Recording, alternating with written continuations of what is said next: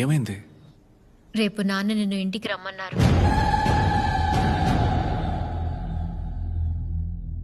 భయపడకు, మనం ఒకసారి రిహార్సల్ చేద్దాం. ఏం జాబ్ చేస్తున్నారు? సిటిఎస్ లో సప్పు. లేదు, డెవలపర్ అని చెప్పు. మీ నాన్న ఏం చేస్తున్నారు? చనిపోయారు. ఉన్నప్పుడు ఉద్యోగం చేసేవారు. ఏం పని? మంచి ఉద్యోగమే. చెప్పు బ్యాంక్ లో క్లర్క్. మా అమ్మాయి ఎలా పరిచయం? ఫేస్బుక్. లేదు, కాలేజ్. తను వెజిటేరియన్, మీరు నాన్ వెజిటేరియన్.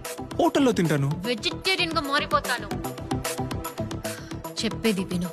ఒక జ్యోతిష్కుడిని కలిసి నాకు మ్యాచ్ అయ్యేటట్టు జాతకం రెడీ చేసుకో.